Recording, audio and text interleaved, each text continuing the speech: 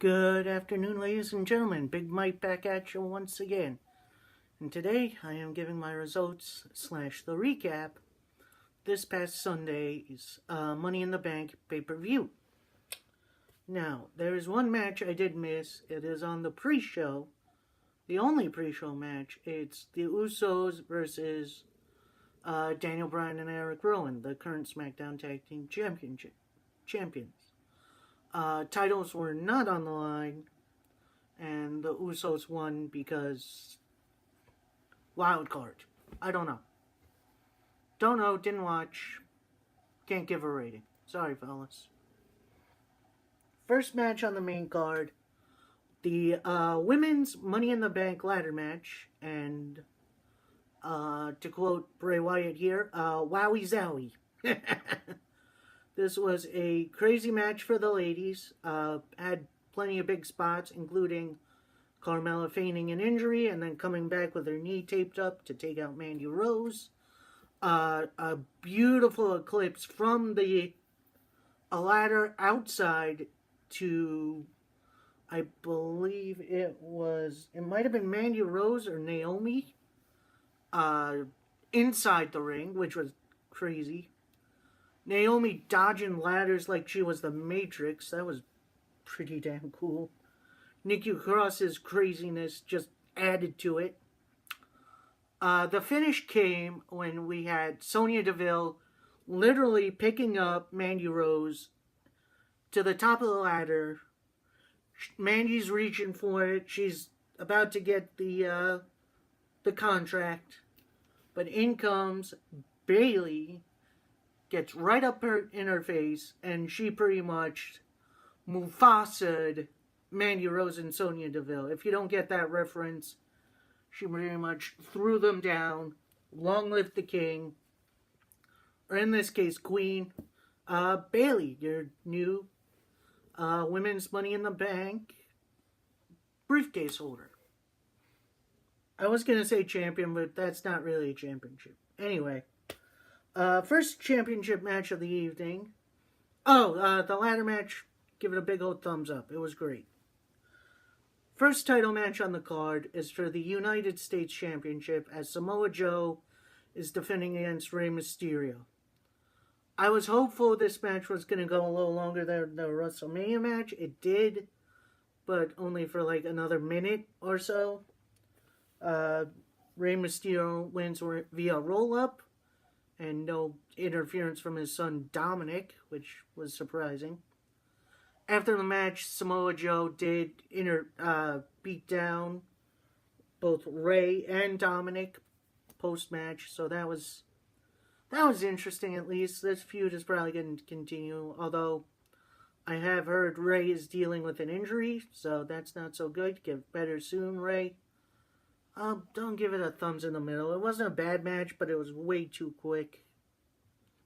Like, these two work so well together. I want them to have a legitimate, real, one-on-one match. That's all I'm asking for, WWE. Oh, great, this match. Next up, in a steel cage, non-title match, no title on the line, we have Shane McMahon versus The Miz. Two guys who have no chemistry. And, I mean, their match did work at WrestleMania, but they were given the entire arena to work with. And then here, you're in a steel cage. A lot of interesting spots, including a skull-crushing finale to Shane onto a chair, which Shane did bring into the ring himself. The finish came with Shane on the outside of the cage, Miz hanging on by his shirt, and Shane just slipping out of his shirt. So, not a good match. I was hoping The Miz would win, and I give this a thumbs down. This does so much harm to Miz, and it does nothing for Shane. I don't care who you are. That was kind of disappointing. Next match for the Cruiserweight Championship,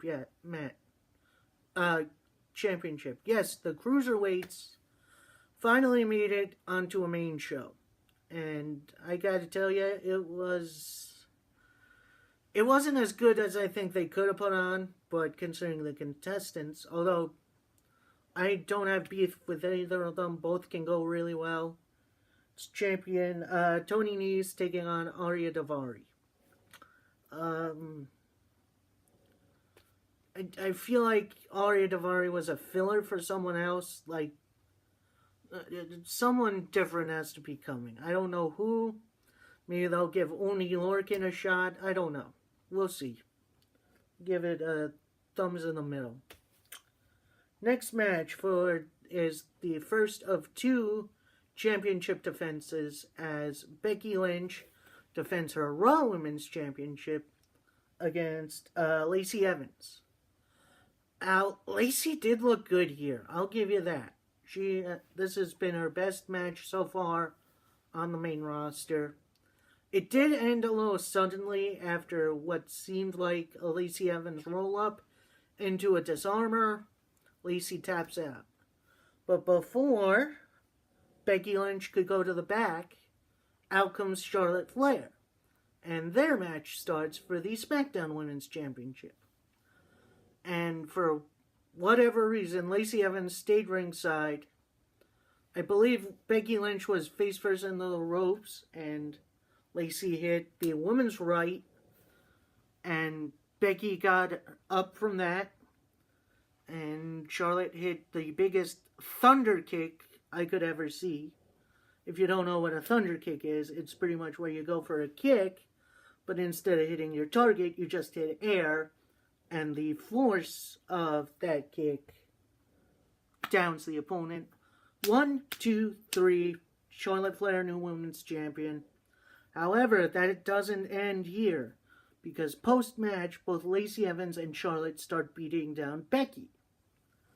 Now, after a little while, and of course the chance of we want Bayley, because, she's around, Bayley does eventually come out, make the save. She has Charlotte down. She cashes in successfully after a big old Macho Man elbow drop. Your winner and new SmackDown Women's Champion, Bayley. And I gotta say, I am excited for her. This puts her on a new level since her loss at WrestleMania.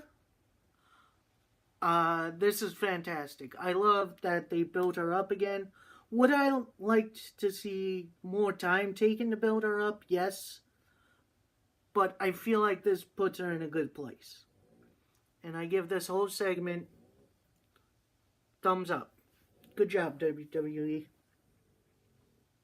Alright, next up we have... we saw backstage Roman Reigns get hit by an acoustic guitar by, Elias, who thought, after doing that, we wouldn't have a match. Elias comes out, does his thing with an electric guitar this time, which was pretty cool. Then he goes to leave. Out comes Roman, because, he's got to look strong. Roman gets Elias back in the ring. Superman punch, spear. 1, 2, 3. Roman wins. This doesn't need to happen. This match didn't need to happen. Could have saved it for some random-ass SmackDown, or now with the wildcard rule, Raw. But inevitably, it was a pointless match. Big old thumbs down from me. Next up, probably one of my favorite matches of the night. We have Seth Rollins defending his Universal Championship against AJ Styles. Now, would I liked to see this at like a big floor pay-per-view? Absolutely. But this was a treat. This was something I enjoyed. Was it a little messy to start with? Yeah, but then it picked up. The crowd was really into it. And there were plenty of not missed calls, but countered into finishers, and it was just so exciting. I can't really explain it. Your winner, still Universal Champion, Seth Rollins. But I gotta believe this isn't over. I think we're gonna see AJ eventually turn heel. Maybe be joined by Gallows and Anderson. They're not chasing that new title. Oh, that's right. I'm gonna give this match a big thumbs up. Before I continue, I forgot. There is a new championship WWE has, at least of this recording, has unveiled. And it was unveiled by Mick Foley, which, that's my guy.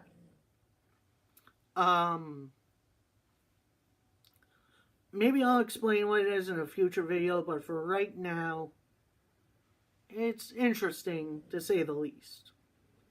Anyway, big old thumbs up for AJ and Seth. Also seen backstage is one of the men's Money in the Bank competitors, Sami Zayn, knocked out, hanging by his ankles in backstage. So that definitely opens up a spot in the men's Money in the Bank match. But who could it be? Who? I'll get to it. And I can tell you, you're not going to like it. Okay, next up, WWE Championship match. We have Kofi Kingston versus Kevin Owens. I'd say it's not their best outing, but it wasn't bad either. Again, started off a little slow, but then really picked up. Crowd tried to get into it, but they were tired from the last match. But I shall still give it a really good thumbs up. Kofi retains. For now, good for us. And last, but certainly not least, the men's Money in the Bank ladder match, which started off with 7 guys. We had Mustafa Ali, who got some really good spots in. Andrade Almas, who powerbombed Finn Balor, another competitor, even though he's Intercontinental Champion, through a ladder which was set up between a ladder and the ropes, and he just, Finn's poor back. Baron Corbin, even though I don't like him, he had a nice little choke slam spot onto a ladder. Drew McIntyre, who I thought was legit going to win this.